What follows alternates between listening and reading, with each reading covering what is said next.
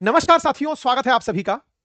हमारे देश के अंदर प्रोटेस्ट हाल ही में जो जंतर मंतर पर हुआ छात्रों का आंदोलन, जिसको सीजेपी ने लीड किया, बड़ी संख्या में छात्र सड़कों पर उतरे, कई छात्रों पर लाठीचार्ज हुआ, पुलिस कर्मियों को भी चोटें आई और इस बीच में एक बड़ी चर्चा बाहर निकल कर आई और उसी चर्चा के बीच में देश के अंदर जो हमारे धर्मेंद्र प्रधान शिक्षा मंत्री थे, उन्होंने पद से इस्तीफा दे दिया। इसके ऊपर हमने कल ही एक अच्छा डिटेल वीडियो किया है, अगर आप चाहें तो उसे डिटेल में सुनिएगा कि प्रधान के इस्तीफे से प्रधानमंत्री को बचा ले गई बीजेपी। इसके ऊपर हमने कुछ पत्रकारों के साथ बढ़िया डिस्कशन किया है। वीडियो का लिंक कमेंट बॉक्स में रखा है, वो निजी राय है, आप उसे अवश्य सुनिएगा। आगे क्या होता है साहब, अब प्रधानमंत्री ने इस्तीफा तो दिलवा दिया धर्मेंद्र प्रधान जी का, लेकिन उसके बाद भी बहस खत्म नहीं हुई। किस बात की? इस देश में प्रदर्शनकारियों के रूप में जो लोग हुड़दंगी आए थे या फिर कुछ शरारती तत्व ऐसे आए थे जिन्होंने कुछ सरकारी संसाधनों को नुकसान पहुंचाया या फिर अभद्र भाषा का प्रयोग सोशल मीडिया पर किया। एक बड़ी बहस इस बात पर छिड़ी कि एक तरफ जहां लाठी खाने वाले छात्र थे जो किसी कॉज से कि सरकार उन्हें सुनती क्यों नहीं है, सरकार से जब मांगा जा रहा है कि जिम्मेदारी लो तो लेती क्यों नहीं है। इसी बीच में कुछ ऐसी तस्वीरें सोशल मीडिया पर वायरल हुई जिसमें प्रधानमंत्री के साथ आपत्तिजनक शब्दों का प्रधानमंत्री के लिए आपत्तिजनक शब्दों का इस्तेमाल किया गया था। उनकी मां के लिए गलत शब्दों का इस्तेमाल किया गया था। बहुत सारे ऐसे वीडियोस जिसमें अनर्गल भाषा, अपशब्द इनका भर भर के इस्तेमाल था। देश के अंदर ये चर्चा इस बात की बनकर आने लगी कि ये जैन जी हमारा जा कहां रहा है। अब्यूजिव लैंग्वेजेस का जिस तरह से इस्तेमाल हुआ, कल रात को प्रधानमंत्री ने इंस्टाग्राम पर आकर के उसका भी अब खत्म यानी कि समाधान ही कर दिया है टेक्निकली। क्या कर दिया है? देश के अंदर इस जैन जी आंदोलन के खत्म होने के बाद एक बहस समाज के तबके में छिड़ चुकी थी कि यदि मतलब इस्तीफा हो गया समझ में आ गया, लेकिन उस क्राउड का क्या करें जो इस तरह से अनर्गल बयानबाजी कर रही है, गलत शब्दों का इस्तेमाल कर रही है। कल प्रधानमंत्री इंस्टाग्राम पर एक वीडियो डालते हैं और उसमें वो खुद कहते हैं कि माना कि गाली देना किसी बात का समाधान नहीं है, लेकिन हम उन बच्चों को माफ करके आगे बढ़ना चाहते हैं। और उन्होंने छात्रों से आह्वान किया, उन्होंने जेन जी से आह्वान किया कि आइए साथ मिलकर आगे चलते हैं।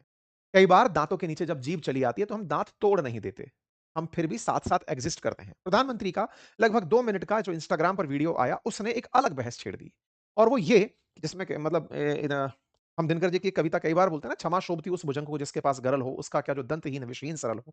तो प्रधानमंत्री जिस पद पर बैठे हुए हैं, जिस तरह से पुलिस चाहती, तो शायद उन दंगाइयों के खिलाफ, इस तरह की बयानबाजी के खिलाफ तमाम प्रकार के केसेस हो सकते थे और केसेस के खिलाफ फिर से कुछ आंदोलन शुरू होते, फिर से चर्चाएँ होती, राजनीतिक विमर्श होता।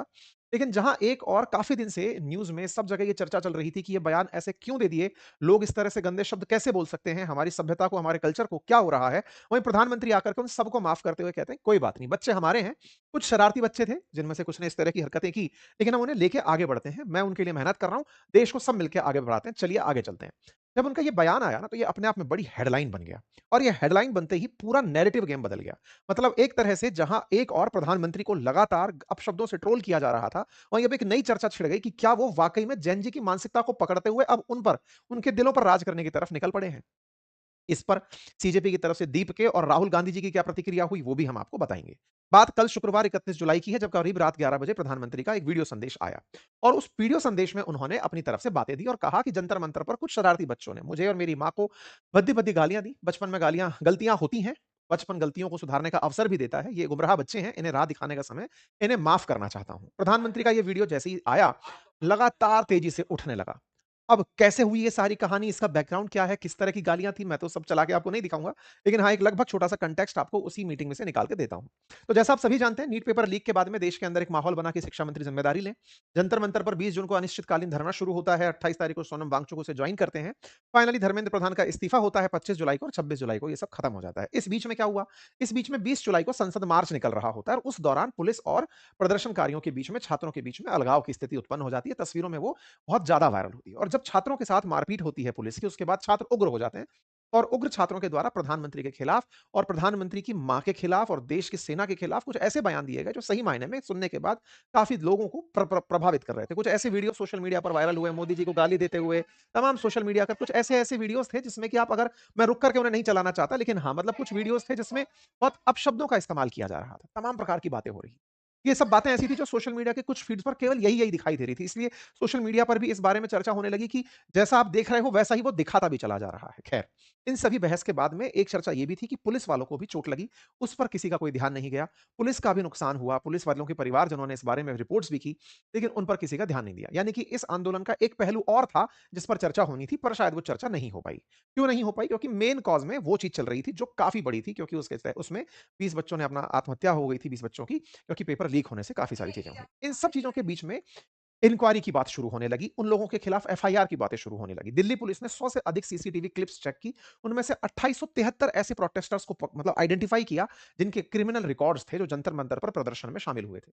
2900 लोगों के खिलाफ आपराधिक रिकॉर्ड था, उनमें से 989 लोग गंभीर अपराधों से जुड़े हुए बताए गए, जिनमें हत्या के 101 आरोपी, हत्या के प्रयास के 62, डकैती और लूट के 284, रेप के 61, पीओसीएसओ के 6, छेड़छाड़ के 25, आर्म्स एक्ट के 229, स्नैचिंग के 135, अपहरण के 19 और नशा संबंधी मामलों में 67 लोग थे। ये सारे वो दस्तावेज थे जो पुलिस के सामने आए। पुलिस ने हुआ क्या कि पुलिस ने उस जगह पर कई एफआरएस यूनिट लगाई थी, जो हाई रेजोल्यूशन कैमरों से चेहरों को स्कैन करके उनके रिकॉर्ड्स के साथ उनको मैच करती चल रही थी। कई जगह वांटेड अपराधी थे, कई फरार आरोपी थी, कई हिस्ट्री सीटर्स थे जो पहचान में आए। वहां पर लगे हुए कैमरे से जो लोग वहां आए हुए थे, उनको ध्यान से पुलिस स्कैन करती चल रही थी, उनके क्रिमिनल रिकॉर्ड्स खंगाल रही थी। मर्डर, रॉबरी, रेप, किडनैपिंग के अक्यूज कम से कम 989 ऐसे लोग क्रिमिनल रिकॉर्ड्स के इस सीजेपी जंतर मंतर प्रोटेस्ट पर आए थे। क्योंकि इस तरह की बातें हो रही थी, तो भाजपा की तरफ से लगातार ये कहा भी जा रहा था, विशेष रूप से कंगना रनावत की तरफ से काफ़ी ज़्यादा कॉकरोचों के खिलाफ काफ़ी ज़्यादा गंदगी, मतलब ऐसे बयान दिए गए, वो प्रतिक्रियावादी बयान कि प्रधानमंत्री के खिलाफ ऐसा क्यों बोल सकते हो? कुछ आरएसएस की भी तरफ से कुछ लोग जो एसोसिएटेड हैं, उनके बयान भी सामने आए। ऐसे बयान सामने आए, विशेष रूप से कुछ इस उस बच्ची के खिलाफ सबसे ज़्यादा चर्चा होने लगी, जिसके खिलाफ ज़ीरो एफआईआर भी दर्ज कराई गई, जो प्रधानमंत्री को काफ़ी अनर्गल बयानबाज़ी करते हुए वीडियो में दिखाई दे रही थी। उसके खिलाफ ज़ीरो एफआईआर दर्ज की गई और मतलब चर्चाएँ होने लगी। कुल मिलाकर के आप आसान भाषा में ये समझिए कि जो इस तरह से गलत बयान दे रहे थे, उनके ऊपर भी अब धीरे-धीरे कार्रवाइयों की सुई गिर रही थी। इसी बीच में सीजेपी की तरफ से अभिजीत दीपके ने कहा कि मतलब सरकार अपनों पर ध्यान क्यों नहीं देती है। बयान सौरभ दास की तरफ से निकल के भी आया कि भाई प्रधानमंत्री सदन में बैठे हुए जो सांसद हैं, उनमें से आधों के लगभग आधों के ऊपर आपराधिक मामले हैं। उनमें से कम 100 सांसद तो ऐसे खुद बीजेपी के हैं जिन पर मामले दर्ज हैं। क्यों नहीं उनके ऊपर कोई संज्ञान लिया जाता? इस तरह की बातें निकल कर आने लगी। कल सुबह राहुल गांधी जी ने, क्योंकि जब ज़ीरो एफआईआर हुई इस तरह के बात बोलने वाली एक बच्ची के ऊपर, तो चर्चा निकल कर आई कि प्रधानमंत्री और अमित शाह जो हैं, आप जैन जी को धमका नहीं सकते। First you broke their bones, पहले आप उनकी हड्डियां तोड़ते हो, अब उनको डरा रहे हो एफआईआर करके। ये इंडिया है, आप संभल कर रहिए, इंडिया का भविष्य ये है। तो राहुल गांधी जी के द्वारा जिस तरह के ये ट्वीट हुआ, तो कल 31 जुलाई थी, प्रधानमंत्री कल रात को आते हैं और आकर के अपनी तरफ से ये बात बोल देते हैं। क्या बोल देते हैं? जो आपने वीडियो में सुना, जो मैं आपको बोलते हुए सुना रहा हूं। प्रधानमंत्री ने संदेश में कहा कि जंतर मंतर पर कुछ शरारती बच्चों ने गलती की, गाली गलौज की, लेकिन बचपन में गलतियां होती हैं, उन्हें सुधारने का मौका भी मिलना चाहिए। उन्होंने इन युवाओं को गुमराह बच्चे बताते हुए माफ करने की बात कही और समाज से अपील की कि सजा देने की बजाय उन्हें सही राह दिखाई जाए। समर्थकों ने इसे परिपक्व नेतृत्व के साथ में, मतलब प्रधानमंत्री की जो बात थी उसका पीआईबी ने भी फिर अपनी तरफ से पर्चा जारी किया। प्रधानमंत्री बीते 9 दिनों में जो वीडियोस बनाए हैं, उनमें 90 करोड़ से ज्यादा व्यूज अब तक आ चुके हैं। प्रधानमंत्री की जो बातें हैं उसके रीच लगातार, कनेक्टिविटी बनती चली जा रही है। प्रधानमंत्री ने बीते दिनों में जो वीडियोस बनाए हैं, उनमें कोई ना कोई बड़ा मुद्दा ऐसा है जो सीधा संवाद के रूप में स्थापित करने के लिए किया है। प्रधानमंत्री के इस वीडियो के नीचे जो कमेंट्स थे, उनमें प्रधानमंत्री की इस बर्ताव को काफी प्रशंसा मिली। बहुत सारे लोगों के द्वारा कमेंट्स में इन बातों को तारीफ में करते हुए लिखा भी गया, लेकिन एक सवाल और भी बना रहा, और वो ये है कि साहब आपने ये जो बातें करवाई है ना, ये असल में आप ही के आईटी सेल से लोगों ने सीखी हैं। गाली देना आप ही के जो लोग हैं, जो बीजेपी के लिए बयान देते हैं, बोलते हैं, बोले उन्होंने गंदी बातें सिखाई हैं, बोले इसलिए चलाया। खैर आरोप प्रत्यारोप है। इसमें कांग्रेस की तरफ से पवन खेड़ा जी ने कहा, लो जी कर लो बात। सबसे बड़ी बात तो ये कि जिनसे लोग माफी मांगने की कह रहे थे कि आप माफी मांगो, उन्होंने देश को माफ कर दिया, उन्होंने युवाओं को माफ कर दिया। प्रधानमंत्री जी ग्रेट हैं। ऐसा ही जयराम रमेश जी ने भी कहा कि लीजिए नॉन बायोलॉजिकल मानव फिर से कुछ बात करने आ गए।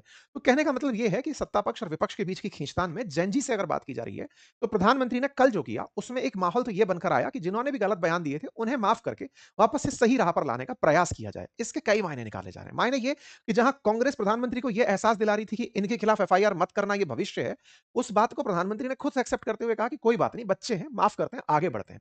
और सामान्यतया माफी सजा से ज्यादा काम कर जाती है, यही गांधीगिरी भी है।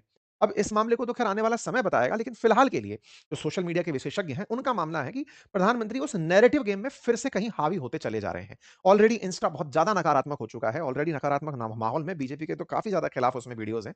ऐसे में प्रधानमंत्री का ये जो स्टैंड है, ये आपको कैसा लगता है? कमेंट बॉक्स में जरूर बताइएगा।